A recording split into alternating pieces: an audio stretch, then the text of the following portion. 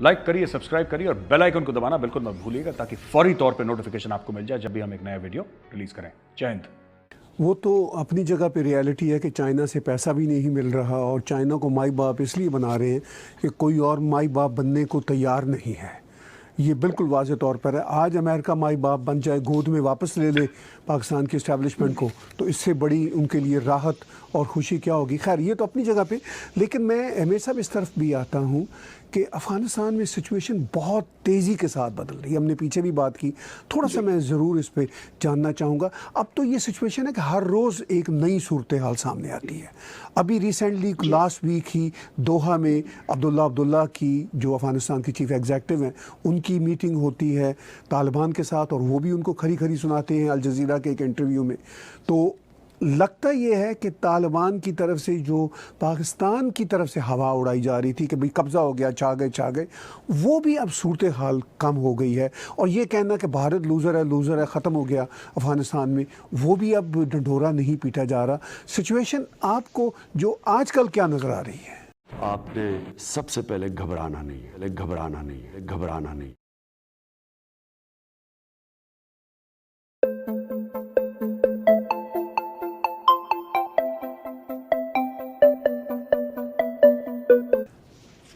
देखिए, मुझे लगता है कि इन लोगों ने क्या करा कि इन लोगों ने मार्केटिंग करना शुरू करी तालिबान की।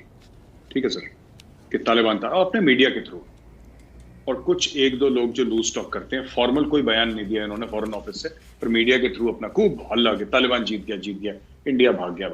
कहाँ इंडिया भाग गया? हमारा एम्बेसडर तो वहीं पे, the ambassador of India to Afghanistan still there. वो तो कहीं नहीं गए, वो तो अपना काम कर रहे हैं। एम्बेसी हमारा खुला हुआ है। हाँ, एक दो कॉन्सुलेट्स हमारे बंद हो गए, बंद इसलिए हो गए क्योंकि सबके बंद हो गए सर। और वहां पे तालिबान आएंगे, मारकाट करेंगे तो ठीक है। वहां पे हमारे लड़ाकू, अगर वहां पे इंडियन आर्मी होती तो फिर आ जाता तालिबान, फिर देख लेते तालिबान को। वहां पे तो हमारे ब्यूरोक्रेट्स हैं, हमारे फॉरेन सर्विस वाले हैं, क्लर्क्स हैं, वहां पे हायर ऑफिशियल्स हैं। आप क्या जिंदगी भर जिसने कलम चलाई हो, आप उससे ये एक्सपेक्ट करते हैं कि AK-47 लेकर कॉन्सुलेट के बाहर खड़ा हो जाओ, तालिबान से लड़ाई लड़े? That's not possible. तो बट हाई कमीशन वहां पे हमारा एम्बेसी है सर, एम्बेसडर साहब है वहां पे, काम चल रहा है, एवरीथिंग इज गुड। तो एक तो ये चीज है। दूसरी चीज ये है सर कि ये जो हवा बनाई ना पाकिस्तान ने, ये प्रीमेच्योर सेलिब्रेशन का एक बहुत बड़ा प्रॉब्लम है पाकिस्तानीज में। ये बहुत जल्दी एक्साइट हो जाना किसी चीज को लेके, बहुत जल्दी सेलिब्रेट कर लेना अपनी विक्ट्री, कॉन्सिक्वेंसेज ना देखना, चीजें समझना, 2 मिनट जिसको कहते हैं ना कि सबर रख के एक सिचुएशन को देखना कि सर ये सूरत हाल क्या नजर आ रही है, उसको एनालाइज करना। ऐसे नहीं सर। मुझे लगता है even at a senior level ये बीमारी पाकिस्तान में है कि they get very excited sir. अरे इंडिया खत्म हो गया अफगानिस्तान से, अरे अमेरिकन भाग गए, अब तो तालिबान आ गया, अब तो आ गया। अच्छा, एक और खासियत है सर विच इज क्विंटेसेंशियली पाकिस्तानी, ये खास पाकिस्तान में ही पाई जाती है। सिर्फ इमरान खान यूटर्न नहीं लेता सर, पूरी की पूरी कौम यूटर्न लेती है फट से। ठीक है, हमने पहले भी आपके उसमें डिस्कस करा था, जब प्रॉफिट मोहम्मद के खिलाफ फ्रांस के खिलाफ वो प्रदर्शन हो रहे थे पाकिस्तान में, राइट? और ऐसा था कि जब फ्रांस का एम्बेसी जला देंगे, एम्बेसडर को बाहर फेंक देंगे, आग लगा देंगे दुनिया में, ये सब हुआ सर। 8, 10, 15 दिन चला, 2 हफ्ते चला, फिर क्या हुआ? एम्बेसी वहीं पे, एम्बेसडर मजे से घूम रहा है वहां पे, वो शॉपिंग कर रहा है अपनी बीवी के साथ इस्लामाबाद में, वो बिल्कुल फिट है। हुआ क्या? मैं अभी तक मुझे ये समझ में नहीं आया कि वो जो पूरा लबैक वाला जो पूरा मामला था पाकिस्तान में, हुआ कैसे? उसका हुआ क्या सर? क्या फ्रांस ने माफी मांग ली, या फ्रांस ने बोला कि हमारे यहाँ ब्लास्फेमी वाले कार्टून्स आज के बाद नहीं छपेंगे? क्या फ्रांस ने अपना सफीर वापस बुला लिया? हुआ क्या? अचानक पाकिस्तानी बंद कैसे हो गए, चुप क्यों हो गए? जो कह रहे थे कि नहीं हमारे बच्चे भी कुर्बान और हमारी जायदादें भी कुर्बान और हम भी कुर्बान, ये सब बड़े बड़े डायलॉग, तो ये सब सर डायलॉगबाजी करते हैं। उसी तरीके से इंडिया हट गया अफगानिस्तान से, ये इन्होंने शगुफा हवा में छोड़ा, इंडिया ने कोई रिस्पॉन्स नहीं दिया। हमें रिस्पॉन्स देने की क्या जरूरत है? We are mature people sir, हम ऐसे फालतू की बातें तो करते नहीं, बकवास तो करते नहीं। हमें पता है जो हमें करना है वो हम करेंगे, और जो हमें करना है सर उसका पाकिस्तानी मीडिया या पाकिस्तान से कोई लेना देना नहीं है। ठीक है ना, हम पाकिस्तान से हेल्प मांग रहे हैं, हमारे जहाज ईरान के ऊपर जाएंगे, we can keep ourselves supplied forever sir, कोई दिक्कत नहीं। अभी आपने भी जिक्र किया TTP का, तहरीक तालिबान पाकिस्तान का, और आज ही इंटरनेशनल मीडिया पे रिपोर्ट्स पब्लिश हुई हैं कि पाकिस्तान के लिए खुद यानी तहरीक तालिबान पाकिस्तान, तहरीक तालिबान अफ़गानिस्तान की मैं बात नहीं कर रहा, तहरीक तालिबान पाकिस्तान, खुद पाकिस्तान की सिक्योरिटी के लिए बहुत बड़ा ख़तरा है। इस सारी सिचुएशन को आप कैसे देखते हैं? देखिए साहब, ये तो पाकिस्तान खुद भी कह रहा था कि तहरीक तालिबान पाकिस्तान हमारी सिक्योरिटी के लिए खतरा है और वो हमारे ऊपर अटैक कर रही है। तो पाकिस्तानी शुरू से बोल रहे हैं। वो लोग ये भी कह रहे हैं कि it is funded by raw, और जो एक्सटर्नल अफेयर्स एजेंसी है, एक्सटर्नल इंटेलिजेंस एजेंसी है इंडिया की, वो उसको पैसा देती है। सब ये कॉन्स्पिरेसी थ्योरी जो चूरन बेचते हैं आपस में बेच रहे थे। यूनाइटेड नेशंस की जो रिपोर्ट आई है सर, यूनाइटेड नेशंस की रिपोर्ट कहती है, और यही चीज जो यूएन की रिपोर्ट ने बोली है, एक तरीके से, not the same thing but एक तरीके से पाकिस्तान के जनरल्स ने जो ब्रीफ करा था पार्लियामेंट्री कमेटी को, उन्होंने भी यही बात बोली थी सर कि तहरीक तालिबान पाकिस्तान और अफगान तालिबान ये दो अलग अलग नहीं है, ये एक ही हैं। इनका टारगेट एक है, ये इंटरचेंजेबल है, इनका माइंडसेट एक है, इनकी आइडियोलॉजी एक है, और इनके एक्चुअल जो जिसको कहते हैं रियलिस्टिक और प्रैक्टिकल टारगेट्स हैं वो एक ही हैं। ये इंटरचेंजेबल हैं। अब एक और चीज पता लगी है सर, ये पता लगा है कि तहरीक तालिबान पाकिस्तान का ऐसा नहीं है कि जैसे वो मतलब कि एक ही जगह है। तहरीक तालिबान पाकिस्तान वाले बॉर्डर पार करके अफगान तालिबान में भी जुड़ गए, अफगान तालिबान वाले तहरीक तालिबान पाकिस्तान में आ गए। ये इंटरचेंजेबल भी है, इनकी क़यादत फिक्स है लेकिन इंटरचेंजेबल है ग्रुप्स जैसे। तो मेरा ये कहने का मतलब ये है कि ये पूरा कहना गुड तालिबान बैड तालिबान का जो पाकिस्तान ने शगुफा छोड़ रखा था ना तब से, कि गुड तालिबान है जो अफगान तालिबान है, बैड तालिबान है, there is only one Taliban, there is only one Taliban. और ये एक दूसरे को ओन करते हैं। तहरीक तालिबान पाकिस्तान इस वक्त करीब 6000 फाइटर्स उनके, सिर्फ तहरीक तालिबान पाकिस्तान के सर अफगानिस्तान में प्रवेश उन्होंने करा है, घुसे हैं, और वो तालिबान के साथ बैठ के लड़ रहे हैं अफगान गवर्नमेंट के थ्रू, अफगान गवर्नमेंट के खिलाफ। These people are fighting. They have the same enemy. और ये लोग वापस आएंगे। और जो पाकिस्तान अभी ये जितनी लुड़ियां पा रहे हैं ना सर, ये भगड़े डाल रहे हैं सड़क पे कि यार ये हो गया हम जीत, इनको ये नहीं पता कि कितना खतरनाक है। एक और इसमें एंगल है सर, जो अगर आपकी इजाजत हो तो मैं एक एंगल बताना चाहूंगा। इसमें चाइना का एंगल बड़ा स्ट्रॉन्ग है, और चाइना का एंगल ये है ताहिर साहब कि हम सब ने सुना है वाखान कॉरिडोर जो है, वाखान कॉरिडोर यानी कि करीब 300 से लेकर 350 किलोमीटर लंबी और तकरीबन 25 से लेकर 60, 65, 70, 75 किलोमीटर चौड़ी, अलग अलग जगह अलग अलग है वो Wakhan corridor. Wakhan corridor is essentially the border between Afghanistan and China.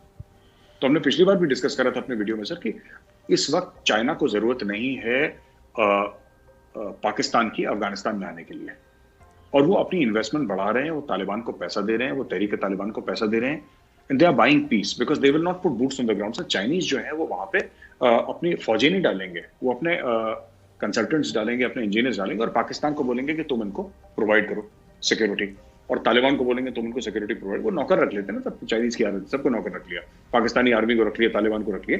लेकिन वाखान कॉरिडोर की अगर इस तरफ, इसके वेस्टर्न साइड में वाखान कॉरिडोर के अगर अफगानिस्तान है, तो ईस्टर्न साइड में उसकी चाइना है सर। और चाइना का कौन सा रीजन, थोड़ा सा और ईस्ट चले जाए तो कौन सा रीजन पड़ता है? It is Xinjiang province. Xinjiang province के, और शिंगजियांग प्रोविंस से जो चाइनीज मुस्लिम्स हैं उनकी रिपोर्ट आई है कि वो लोग भी वाखान कॉरिडोर के थ्रू आके वो लोग भी अफगानिस्तान में लड़ रहे हैं along with the Taliban against the Afghan national government. तो ये देखिए, चाइना को ये भी पता है कि इसका बैकफ्लो भी होगा सर, जो बंदे आए वापस भी जाएंगे सर, और उसका डायरेक्ट असर चाइना पर पड़ेगा। चाइना कब तक रोक लेगा, कब तक रोक लेगा? अगर 1000 तालिबान चाइना के अंदर घुस गए, so the kind of damage that they will cause to China. China is a stable country sir, China ने कभी इतना देखा ही नहीं, तसव्वुर ही नहीं करा। तो चाइना भी इसमें बड़े फूंक फूंक के चल रहा है, और इसमें पाकिस्तान अगर, इसीलिए देखिए ये सब चाइना को पता है। इसलिए जब दासू डैम के पास अटैक हुआ था, 9 चीनी इंजीनियर मरे थे, और इन्होंने बोल दिया कि एसी का पाइप फटा है, फिर उन्होंने बोला कि रॉ की साजिश है, इजराइल की। हर चीज में पता नहीं रॉ और इजरायली इनको दिखाई देती पाकिस्तानियों को। तभी तो चाइनीज ने बोला नहीं, shut up, we will send our people, हम अपने 15 बंदे भेजेंगे, हमें आप पे भरोसा नहीं है। बड़ा कह रहे थे कि हमने 1 या 2 सिक्योरिटी डिवीजन रेज करे, नहीं पाकिस्तान बोल रहा था हमने 1 या 2 सिक्योरिटी डिवीजन रेज करे, हजारों बंदे लगाए सिक्योरिटी, 9 चाइनीज इंजीनियर मर गए, कौन सी सिक्योरिटी तुम्हारी? और sir Dasu dam is a big multi billion dollar project sir, ऐसा हल्का प्रोजेक्ट नहीं है वो कि 200, 400, 500 मिलियन का, ऐसा मल्टी बिलियन डॉलर प्रोजेक्ट, वहां पे प्रोटेक्ट नहीं कर पाए। तो चाइनीज को सब पता है कि ये डबल गेम क्या हो रहा है।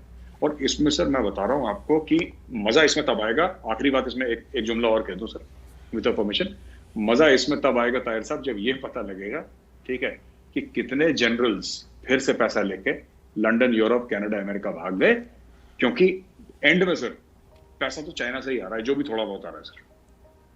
कोई और देश तो इनको वो, और चाइना ने भी बंद कर दिया, बट थोड़ा बहुत जो भी है डे टू डे का वो चीन ही दे रहा है। Nobody else is giving anything to them. जो इस वक्त सिचुएशन है टोनी ब्लिंकन के भारत के दौरा के हवाले से, उसमें एक नैरेटिव ये भी पाकिस्तान की तरफ से उछाला जा रहा है कि टोनी ब्लिंकन भारत में ह्यूमन राइट्स के इश्यूज़ पे अपना कंसर्न शो करेंगे, और लेफ़्ट का मीडिया भी ये बात कर रहा है। हालांकि ये उनकी रूटीन होती है कि अगर उनके मीडिया का उन पर बहुत दबाव हो तो वो एंड में कोई ना कोई उनका असिस्टेंट सेक्रेटरी इस मसला पे हल्की सी बातचीत कर लेता है, मगर असल मसाइल जो हैं वो स्टेट डिपार्टमेंट ने बता दिया कि काउंटर टेररिज्म का मसला है, और इवन उन्होंने यहाँ तक पाकिस्तान का नाम लिए बगैर कहा कि उस रीजन में जो टेररिज्म हो रही है उसके बारे में कंसर्न्स शेयर करेंगे दोनों लीडर्स। तो लेकिन वो सारे के सारे बड़े एजेंडे को डिल्यूट करने की कोशिश की जा रही है। जी, भारत में ह्यूमन राइट्स के इश्यूज़ हैं, उस पर बातचीत होगी। आप कैसे देखते हैं इसको? सर मैं कह रहा हूं कि देखिए, एक तो ये वही शगुफा है ना छोड़ने का, कि मतलब किसी ने किसी को शादी पे नहीं बुलाया सर, उसको बुरा लग गया, उसने बोला था शादी में तो खाना ही बड़ा खराब बना था इसलिए मैं नहीं गया, मुझे तो बुलाया था, मेरे हाथ पैर जोड़े थे, मैं गया नहीं। अब कोई कुछ भी कह सकता है सर, हम पाकिस्तानियों का मुंह थोड़ी ना रोक सकते, we can not stop them ना। तो कहने दीजिए। देखिए अच्छा, दूसरी चीज मैं कहता हूं कि चलिए उसने ह्यूमन राइट्स के बारे में बात कर भी ली, तो क्या हो गया? क्या कर लेगा सर टोनी ब्लिंकन? हमने कोई पैसे पकड़ रखे हैं टोनी ब्लिंकन से, हमने कोई कर्ज ले रखा है टोनी ब्लिंकन से? क्या टोनी ब्लिंकन हमें पैसा देगा, एंथनी ब्लिंकन हमें पैसा देगा तब हमारा मुल्क चलेगा? क्या हो गया सर? अगर बात कर ली उसने, कर दो, आ जाओ, आओ बैठो, चाय पियो, खाना खाओ हमारे साथ। तुम्हें जिसके बारे में बात करनी है, कश्मीर के बारे में बात करनी है, ह्यूमन राइट्स के बारे में बात करनी है, नक्सलियों के बारे में बात करनी है, फ्रीडम ऑफ मीडिया के बारे में, जिसके बारे में बात करनी है सबके बारे में बात करो। It's a free country sir, हमारा संविधान इजाजत देता है। Our country is run by the constitution, sir. It is not like Pakistan, which is run by GHQ Rawalpindi. कोई फर्क नहीं पड़ता सर, जिसको जो बात करनी है करे। We are a secure country, पहली चीज, हमें इनसिक्योरिटी नहीं है। वहां पे क्यों गया, ऐसे क्यों गया? ये चाइना को कहते हैं सर अपना बिरादर मुल्क कहते हैं, ठीक है सर, ये चाइना को कहते हैं, और कहते हैं चाइना इंडिया का दुश्मन है, और कहते हैं कि चाइना बिरादर मुल्क है और China higher than the Himalayas. आपने सुना ही है डायलॉग, शहद से मीठा, समुद्र से, इंडियन ओशन से गहरा, ये सब कहते हैं। मैं आपसे पूछता हूँ सर, कितनी बार शी जिनपिंग आ गया सर पाकिस्तान पिछले 5-6 साल में? कितनी बार आ गया? कोई ये तो पूछे। उनका वाइस प्रेसिडेंट कितनी बार आ गया तुम्हारे पास? तुम्हारा ट्रेड कितना है उनके साथ? क्या ऐसा कर दिया तुम्हारे लिए जो? अरे कुछ नहीं है, ये खोखली इनकी बातें, ये हर समय जलन जो होती है ना, एक जेलसी होती है कि देखिए कोई बड़ा आदमी है या कोई भी है, वो उसके घर जाए, वो बड़ा आदमी बड़े आदमी के घर जाएगा सर, ठीक है। अब कोई बड़ा आदमी है सर, जैसे मुकेश अंबानी है, तो मुकेश अंबानी अपने लेवल के किसी बंदे के घर आएगा, मेरे घर तोड़ना आएगा सर? अगर मैं छोटा आदमी तो मेरे घर तोड़ना आएगा मुकेश अंबानी?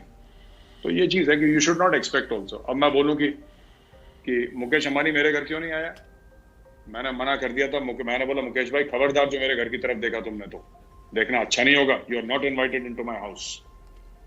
मैं स्टेटमेंट दे सकता हूँ, क्या कर लेगा मुकेश अंबानी मेरा? मैं दे दूंगा स्टेटमेंट ऐसे, वो जबकि जानता ही नहीं कि गौरव वारिया जिंदा है कि मर गया, उसको पता ही नहीं गौरव वारिया कौन है, मैंने स्टेटमेंट दे दी। पाकिस्तान यही काम करता है। तो बहुत आखिर में ये बताइए कि स्टेट सेक्रेटरी टोनी ब्लिंकन के इस दौरा के बाद, अगरचे हमने पीछे कहा कि पहले से बहुत सारी चीज़ों पे एग्रीज हैं दोनों नेशंस और अंडरस्टैंडिंग बहुत वाज़ेह है, मगर फिर भी दौरे की इंपॉर्टेंस होती है। इस दौरे के बाद जो आप भी एंटिसिपेट कर रहे हैं कि भारत कोई अपना बड़ा रोल अदा करेगा या करना चाहिए, तो क्या आपको लगता है कि करेगा, और उसकी कोई पॉलिटिकल विल आपको दिल्ली में बैठे हुए नजर आती है? सर पॉलिटिकल विल है, भारत को रोल अपना अदा करना चाहिए। करेगा नहीं करेगा मैं तो नहीं कह सकता, लेकिन भारत को रोल अदा करना चाहिए। और एक और चीज मुझे लगता है कि इन अ लार्जर पर्सपेक्टिव अमेरिका कह रहा है भारत को, और भारत अब समझने लगा है बात। हम लोग सर थोड़ा सा हमारे साथ प्रॉब्लम है इंडियंस में, हम लोग देर से समझते हैं कोई चीज, पर एक बार समझ लेते हैं सर, देन फिर वो अपना लेते हैं उसको अच्छी तरीके से। हम लोग इमीडिएटली कोई चीज भी नहीं करते, सोच समझ के बड़ा ठोक पीट के बजा के। अब हमें समझ में आ गया कि हमें करना पड़ेगा, करेंगे सर। अफगानिस्तान में कदम रखना पड़ेगा, कदम रखेंगे। क्वाड पे ज्यादा जोर डालना पड़ेगा, जोर डालेंगे। मेक इन इंडिया में अगर अमेरिकन वेपन सिस्टम्स यहाँ पे लाने हैं, लाएंगे सर। और अपना रोल वर्ल्ड स्टेज में अदा करना पड़ेगा एज अ वर्ल्ड पावर, तो करेंगे। India has to do it, India should do it, India must do it sir, इसमें कोई शक नहीं मेरे दिमाग में। अगर वीडियो पसंद आया है तो लाइक का बटन ज़रूर दबाएं। Thank you.